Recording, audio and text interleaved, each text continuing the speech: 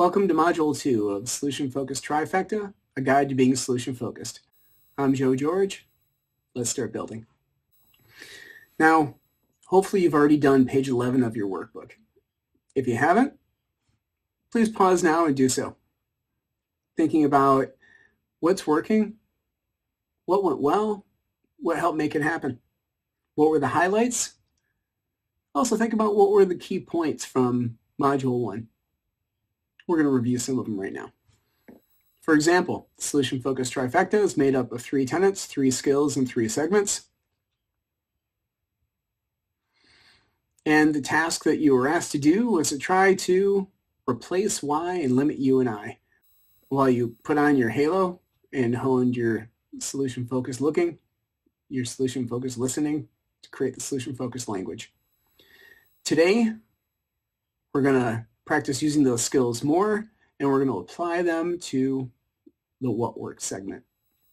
So you're going to start off with DAP 360. And although my first career was as a history guy, this isn't dignity and pride, but it's descriptions, actions, and people.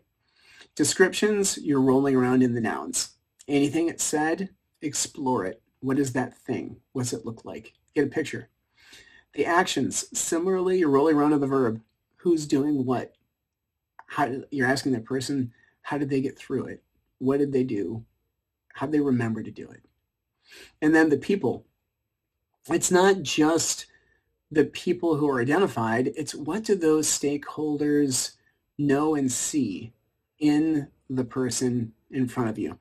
How do they know they can do it? A lot of people have difficulty actually talking about themselves. But if you say, how would your mom know that you've made that first step? What would she see? Or how would your mom describe you? Or your spouse or your teacher or your principal. The stakeholder, it's beneficial if it's somebody loved, but it could be somebody hated who is the reason why the person's in front of you. It could be the principal that sent the kid to see you. It could be the one spouse who is complaining about the other spouse, whatever.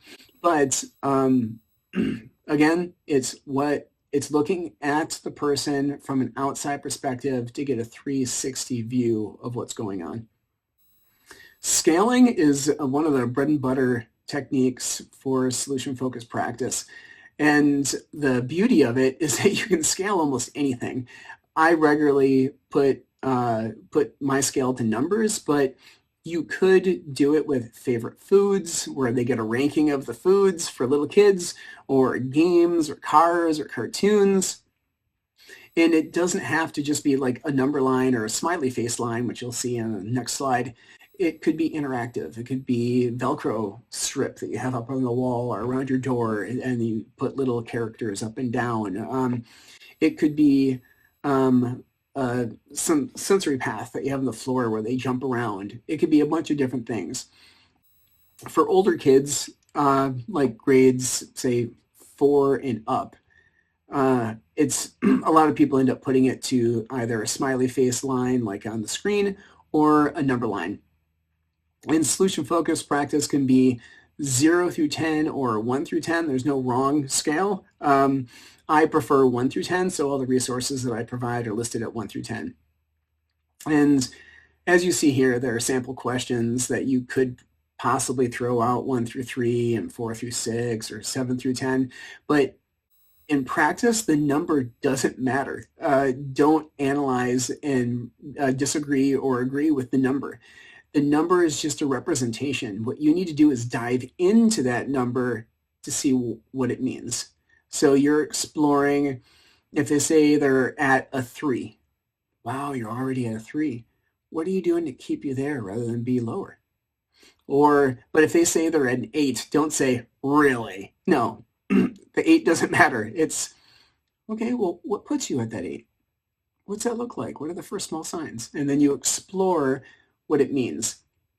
A lot of younger kids won't really have a good take on 1 through 10, and so you might want to use the smiley faces or the food or whatever else. But again, the number or picture doesn't matter. It's the description that goes with it to paint the picture. Speaking of which, here's an example. Okay, you have no idea what this is. But when you start asking for the first small signs, it becomes a little clearer. And then who's doing what? How come? How do you notice? And then what would your mom see? How would she know?